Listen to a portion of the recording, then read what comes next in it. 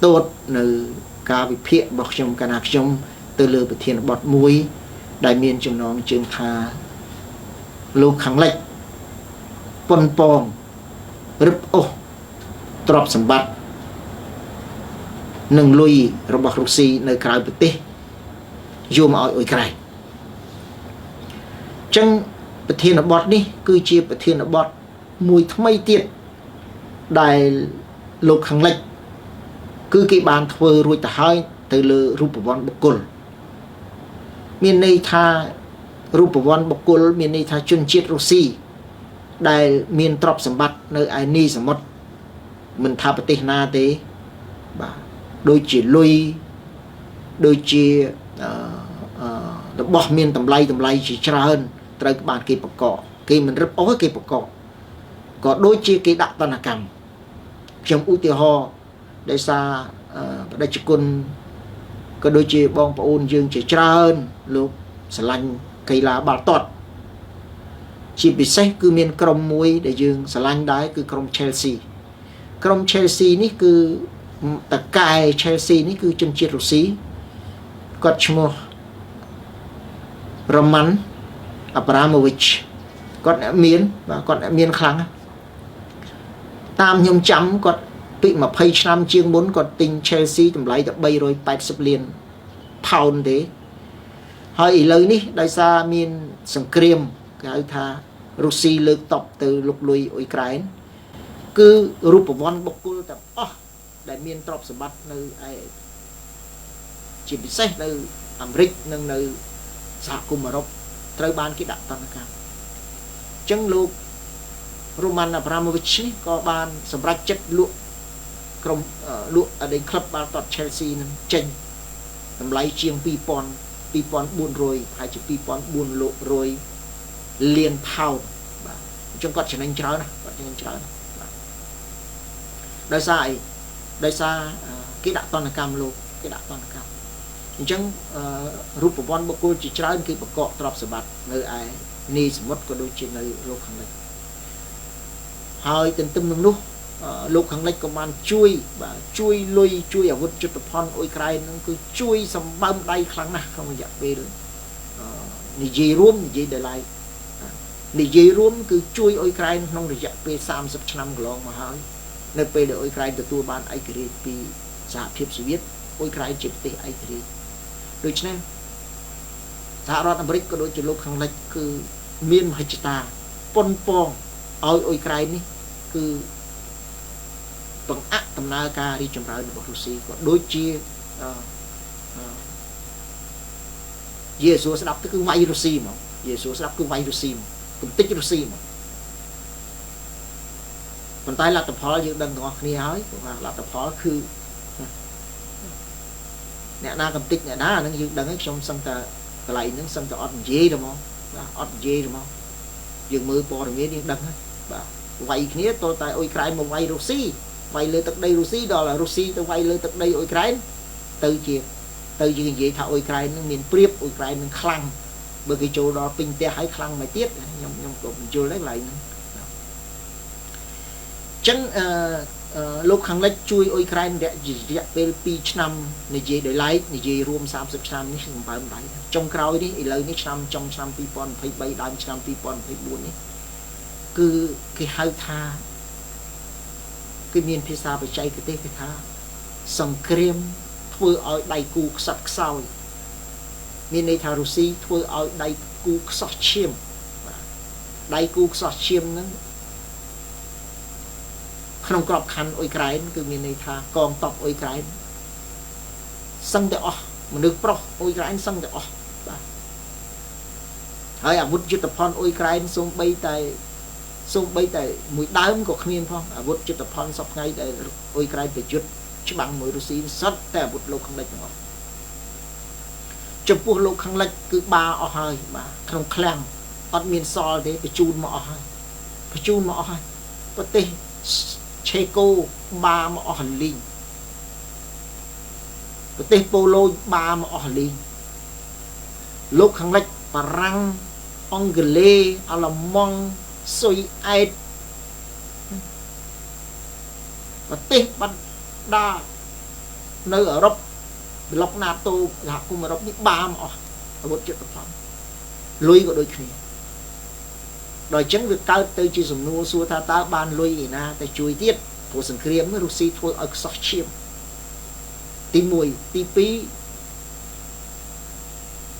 អស់តែម្ដងបាទអស់តែម្ដងអស់គ្រប់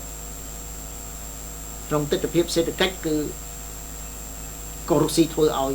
ច្បុកច្បល់បាទច្បុកច្បល់នយោបាយក៏ច្បុកច្បល់អ្នកនយោបាយនៅអឺរ៉ុបគឺថាឲ្យតែមានការបោះឆ្នោតធ្លាក់ណាខ្ញុំបានគូបញ្ជាក់ហើយបាទឥឡូវនេះនាយករដ្ឋមន្ត្រីបារាំងគឺលោកស្រីអេលីសាបេតហ្នឹងគឺចុះចេញពីតំណែងឥឡូវឡើងកាប្រេលបាទអាយុ34ឆ្នាំអញ្ចឹងសួរថាចុះធ្វើអីថាដោយសារដោះវាអត់ចេញបាទដោះវាអត់ចេញបញ្ហាអតិផរណាបញ្ហាអត់ការងារធ្វើបាទបញ្ហាបិទក្រុមហ៊ុន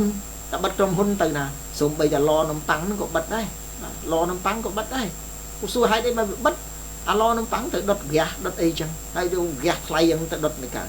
បាទចឹងគាត់នៅក្រុមហ៊ុននេះបណ្ដាប្រទេសបារាំងអង់គ្លេសនៅអឺរ៉ុបក្រុមហ៊ុនរាប់សែនហើយបានទៅបិទទ្វារហើយបើក្រុមហ៊ុនរាប់សែនបិទទ្វារសួរថាកម្មករទៅណាកម្មករទៅណាកម្មករមិនត្រូវរត់ចិញ្ចឹមហើយរត់លុយបានមកពីណាលុយបានមកពីសេដ្ឋកិច្ចព្រោះសេដ្ឋកិច្ចអត់មានបានពីណាលុយយកទៅជួយអ៊ុយក្រែនចឹងហើយបានលោកខាងលិចឈាននឹងអាមេរិកនេះឥឡូវកំពុងតែពិចារណាការបង្កកការរឹបអូសលុយរូបវ័ន្តបុគ្គលគឺអាចបង្កកបានប៉ុន្តែឥឡូវនេះគឺលុយនីតិបុគ្គលនីតិបុគ្គលនេះនីតិបុគ្គលសាធារណៈមានន័យថាទ្រព្យសម្បត្តិរបស់រុស្ស៊ីនៅលើទឹកដីអាមេរិកនៅលើទឹកដីអឺរ៉ុបចឹងសំណួរសួរថាតើទ្រព្យសម្បត្តិនោះប្រហែលប្រមាណខ្ញុំប្រកាសណាខ្ញុំមិនបានទៅរាប់លុយរាប់ទ្រព្យសម្បត្តិគេទេប៉ុន្តែយើងដឹងតាមតែសារព័ត៌មានលោកខាងលិចក៏ចុះសារព័ត៌មានរុស្ស៊ីក៏ចុះចឹងសារព័ត៌មានទាំងរុស្ស៊ីទាំងខាងលិចនេះយើងអាចប៉ាន់ស្មាននៅចំនួនប្រហាក់ប្រហែលជា600 700 billion ចឹង500 billion នេះគឺបាទសម្រាប់ប្រទេសយើងអីហ្នឹងគឺថាច្រើនណាស់បាទលុយហ្នឹងសឹងតែថា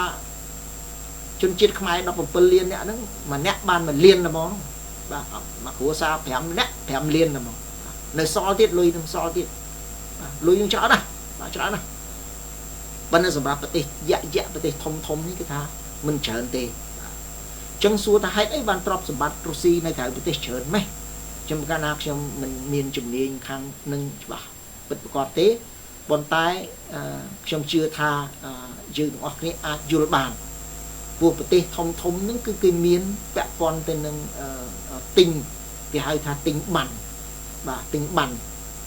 បាទទិញបាននិយាយទៅទិញលេងគេហៅថាលេងបានលេងលុយហ្នឹងបាទរកប្រាក់ចំណេញហ្នឹងទី1ទី2គឺតាក់ទងនឹងក្រុមហ៊ុនបាទតាក់ទងនឹងក្រុមហ៊ុនតាក់ទងស្អីហ្នឹងគឺច្រើនណាស់បាទទ្រព្យសម្បត្តិដឹងពីចំនួនណាមកនៅរក្សា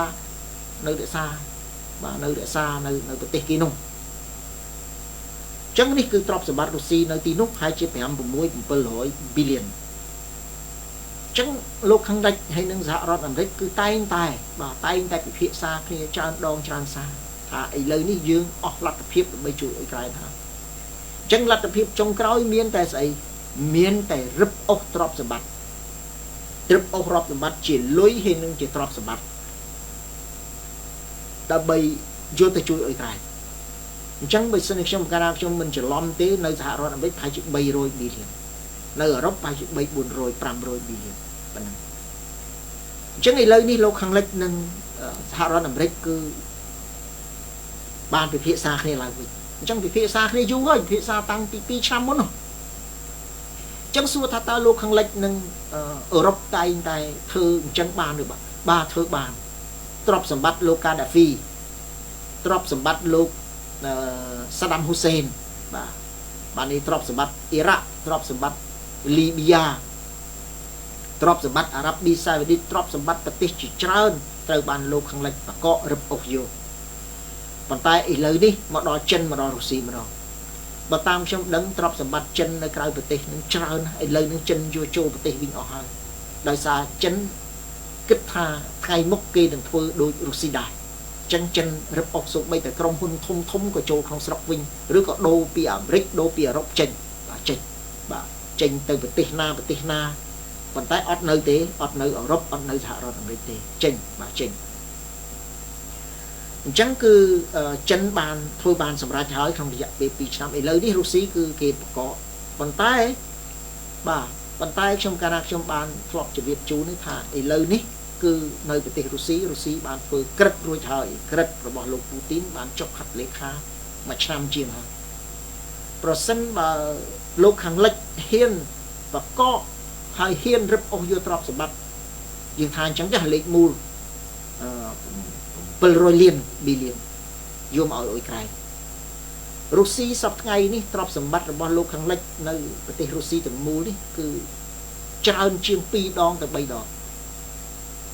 ច្រើនជាង2ដងទៅ3ដងអញ្ចឹងយើងប្រើលេខមូលបើសិនជាទ្រព្យសម្បត្តិលុយរុស្ស៊ីនៅ700អានោះឡើង20 21ណាពាន់ណានឹងប្រមាណនេះវាច្រើនពេកខ្ញុំចេះរាប់ដែរប៉ុន្តែក្នុងន័យចឹង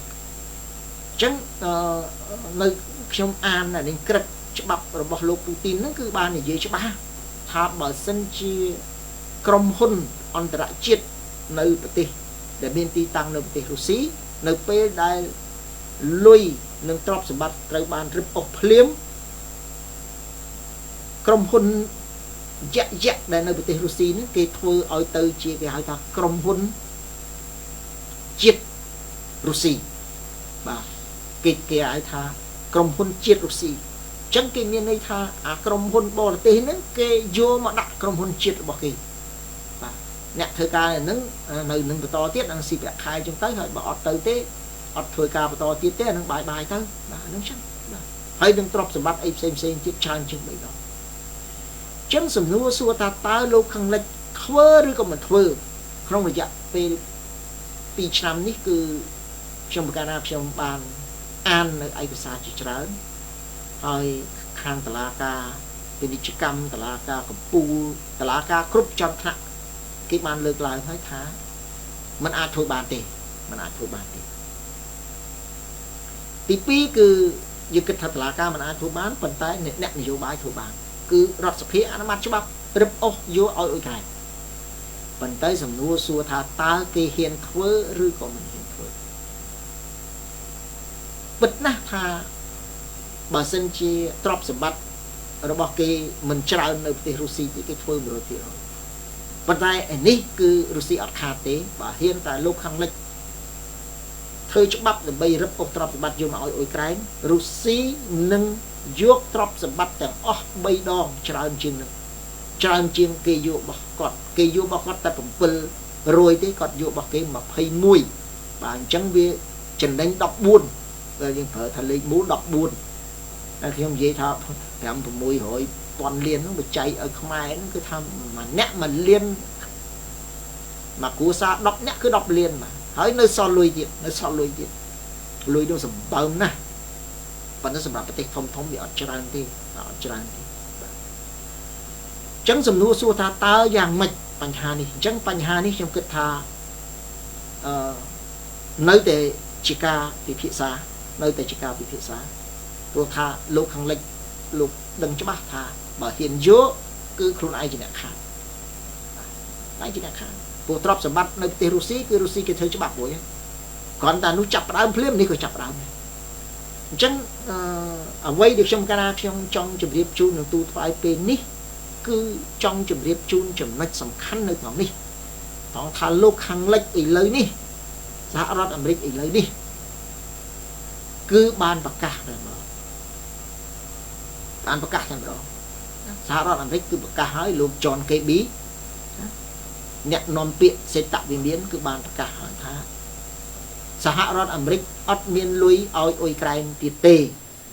ញ្ចឹងមានន័យថាម៉េចមានន័យថាថ្ងៃហ្នឹងអត់មានលុយទេអាចស្អែកអាចមានលុយខ្លះឲ្យអីចឹងប៉ុន្តែលុយអនុម័តថ្មីហ្នឹងគឺគ្មានទេក្នុងឆ្នាំ2024នេះគឺអត់មានទេ សហរដ្ឋសភាសហរដ្ឋអាមេរិកមិនបានអនុម័តសូម្បីតែ$1ឲ្យអ៊ុយក្រែនក៏គ្មានផងហើយបណ្ដាប្រទេសផ្សេងៗបាទជួយមានប្រទេសជប៉ុនយើងនឹងក៏ជួយចំណាប់ដែរហើយអង់គ្លេសអីហ្នឹងប្រទេសមួយចំនួននៅតែជួយបាទជួយតែដែរនៅជួយតែដែរប៉ុន្តែការជួយនេះគឺ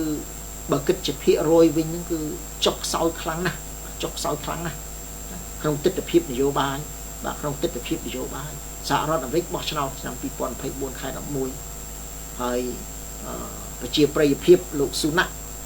នាយករដ្ឋមន្ត្រីអង់គ្លេសនេះគឺ50-60%ដែលគេមិនពេញចិត្តចំពោះការងាររបស់គាត់គេចង់ឲ្យគាត់ចុះចេញពីតំណែងហើយថ្មីនេះគឺនាយករដ្ឋមន្ត្រីស្ដាំនិយមពីប្រទេសឡើងកាន់ឈ្នះឆ្នោតឈ្នះការបោះឆ្នោតហូឡង់ហើយនិងស្លូវ៉ាគីហើយនៅឆ្នាំ2024នេះនឹងមានការបោះឆ្នោតបាទសហរដ្ឋអាមេរិកនៅប្រទេសបណ្ដាប្រទេសមួយចំនួនហើយថ្មីនេះគឺផ្លោងនាយករដ្ឋមន្ត្រីមួយទៀតដែរបាទនាយករដ្ឋមន្ត្រីបារាំងនេះក៏ជួយអ៊ុយក្រែនមិនតិចដែរក៏ប៉ុន្តែឥឡូវហ្នឹងគឺធ្លាក់នាយករដ្ឋមន្ត្រីបាទធ្លាក់នាយករដ្ឋមន្ត្រីហើយនឹងមានមេដឹកនាំមួយចំនួនទៀតនឹងអស់តំណែងជាស្វ័យប្រវត្តិក៏ដូចជាចាញ់ឆ្នោតអញ្ចឹងបង្ហាញថាគេហៅថាសង្គ្រាមខ្សោះឈាមនៅប្រទេសអ៊ុយក្រែនកំពុងតែកើតឡើងហើយបាទកំពុងតែកើតឡើងហើយអាវុធយុទ្ធភណ្ឌដែលអ៊ុយក្រែនកំពុងតែប្រើប្រាស់បច្ចុប្បន្ននេះគឺជាអាវុធដែលនៅសល់ពីឆ្នាំ2023ក៏ដូចជាអាវុធចាស់មួយចំនួនចាស់មួយចំនួនសល់ពីសហភាពសូវៀតបានជួសជុលហើយឥឡូវនេះកន្លែងជួសជុលកន្លែងរោងចក្រផលិតនេះផលិតនោះនៅចុងឆ្នាំ2023ដើមឆ្នាំ2024នេះក្នុងពេលពីម្សិលមួយថ្ងៃថ្មីនេះក៏បាញ់កំតិចបាទកំតិចរោងចក្រសូម្បីតែរោងចក្រផលិតអាវណាបដិជគុណប្រសង់បងប្អូនបានមើលឃើញហើយអាវដែលលោកសេលេនស្គីពាក់ណាបាទអាវពណ៌ដែលពណ៌ស្មៅហ្នឹងបាទក៏រោងចក្រហ្នឹងក៏ឆេះអស់ដែរឥឡូវលេងផលិតអាវនឹងបានទៀតហើយគាត់បាញ់ឆេះបាត់ហើយបាទអញ្ចឹងគឺកន្លែងជាច្រើនត្រូវបានកំតិចកន្លែងជាច្រើនសមរភូមិជាច្រើនត្រូវបានរុស្ស៊ីកំពុងតែសម្រុកដណ្ដើមកាន់កាប់ជាពិសេស3តំបន់ដូចជាគូពាំងដូចជាអាជីវកាដូចជាលីម៉ាន់ហើយនឹងតំបន់ផ្សេងទៀតដូចចំការណាខ្ញុំបានគូបញ្ជាក់នៅវីដេអូមុនអញ្ចឹងថាបើមិនមានការអីប្រែប្រួលទៅជ័យគ្នាត្រូវគ្នាទេនៅពេលឆាប់នេះរុស្ស៊ីនឹងរំដោះទីក្រុងយ៉ាងតិចក៏2-3នៅក្នុងពីនេះទៅដល់ហៅថារដូវស្លឹកឈើលោះនៅខែ3ខែ4ឆ្នាំ2024នេះដូច្នេះនេះគឺជាបដិបត្តិថ្មីដែលពាក់ព័ន្ធទៅនឹងការប៉ុនប៉ងរឹបអូសទ្រព្យសម្បត្តិនឹងលុយកាក់ដល់អ៊ុយក្រែនដូច្នេះលោកខាងលិចគឺបានបង្ហាញទទួលស្គាល់ហើយថាផ្លូវនៅសល់តែមួយទេគឺរឹបអូសទ្រព្យសម្បត្តិព្រោះលុយដែលត្រូវជួយអ៊ុយក្រែនអត់មានលុយជួយអញ្ចឹងមានរឹបអូសហើយរឹបអូសគឺបើនិយាយពីគោលបំណងរឹបអូសនេះគឺសហរដ្ឋអាមេរិកមានគោលបំណងធំជាងលោកអឺរ៉ុបនៅអឺរ៉ុបអត់ទេបាទព្រោះអឺរ៉ុបជាប្រទេសជាតំបន់រងគ្រោះសង្គ្រាមរុស្ស៊ីអ៊ុយក្រែននេះគឺគេដឹងគ្រប់គ្នាថាសហរដ្ឋអាមេរិកមិនខាតធ្ងន់ធ្ងរទេតែអឺរ៉ុបគឺខាតធ្ងន់ធ្ងរណាស់ទី1គឺសយោប្រេងសយោហ្គាសហ្នឹងត្រូវបានផ្ដាច់បាទត្រូវបានបំផ្ទុះផ្ដាច់តែម្ដងបាទហើយទី2គឺបាទលុយកាក់អាវុធយុទ្ធភណ្ឌអីទាំងអស់ហ្នឹងគឺអឺរ៉ុបអស់អាលីងពីឃ្លាំងបាទពីឃ្លាំងអស់អាលីងដោយអាមេរិកចេះតែបញ្ជាអាមេរិកចេះតែរុញឲ្យអឺរ៉ុបឲ្យចាំអាមេរិកនឹងផ្ដល់ថ្មីឲ្យទីបំផុតអាមេរិកគ្មានលទ្ធភាពផលិតអាវុធយុទ្ធភណ្ឌលឿនដើម្បីយកមកដូរឲ្យអឺរ៉ុបឥឡូវសប្តាហ៍ថ្ងៃនេះគឺអត់មានសល់ទេបាទរដ្ឋមន្ត្រីការពារជាតិអាល្លឺម៉ង់ក៏បានប្រកាសហើយថាបើសិនជាកើតសង្គ្រាមអាល្លឺម៉ង់អត់មានអីទៅធ្វើសង្គ្រាមជាមួយអ្នកណាទេព្រោះអាវុធនៅក្នុងឃ្លាំងអស់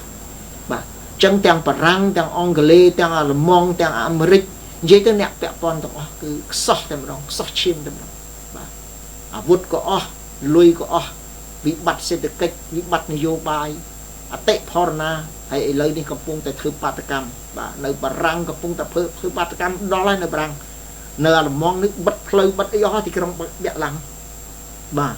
ត្រាក់ទ័រមក 5-6 ពាន់គ្រឿងបាទ 5-6 ពាន់គ្រឿងបិទនៅទីក្រុងប៉ារីសបាតកម្មដុត នេះដុតនោះយកចំបើងយកអាចគោមកចាក់នៅទីក្រុងប៉ារីសដូច្នេះគឺសង្គ្រាមខ្សោះឈាមសង្គ្រាមខ្សោះខ្យល់នេះគឺបានកើតឡើងហើយបើគិតជាគេហៅថា GDP កំណើនសេដ្ឋកិច្ចនេះគឺឥឡូវនេះចិនលេខ1រុស្ស៊ីលេខ2ហើយប្រទេសអ្នកមានអាមេរិកកាំងអង់គ្លេសជប៉ុនអ៊ីតាលីនៅក្រោមបាទឡើងប្រេស៊ីលឡើងអារ៉ាប៊ីសាអូឌីតឥណ្ឌូនេស៊ីឡើងទៅលើអស់បាទប្រទេសអ្នកមាន GDP ធ្លាក់មកនៅក្រោមបាទនៅក្រោមរុស្ស៊ីចិនដែលបានបង្ហាញនេះណាអត់ដែលបានបង្ហាញនៅលើនោះទេប៉ុន្តែឥឡូវនោះឡើងទៅលើអស់ហើយ GDP បាទ GDP ដូច្នេះនេះបង្ហាញបញ្ជាក់សារជាថ្មីឡើងវិញថាពិភពលោកគឺដូរហើយស្ថានភាពជាច្រើនផ្លាស់ប្ដូរហើយពោលដូរហើយបាទនេះគឺខ្ញុំកាលណាខ្ញុំចង់សរុបមកវិញគឺការប៉ុនប៉ងរឹបអូសបកកលុយយកមកជួយអ៊ុយក្រែននេះគឺនៅក្នុងកម្រិតតែការពិភាក្សានៅឡើយទេហើយអាមេរិកគឺមានគោលបំណងធំចង់រឹបអូសតែអឺរ៉ុបគឺអត់ឯកភាពមួយអាមេរិកទេបាទពួកអីពួកអ្នកដែលខាតធំគឺអឺរ៉ុបអាមេរិកខាតដែរតែអាមេរិកមិនខាតដោយអឺរ៉ុបគឺខាតសម្បើមបាទនេះគឺខ្ញុំកាលណាខ្ញុំចង់ជម្រាបជូនទូថ្លៃប៉ុណ្ណឹងសូមអរគុណ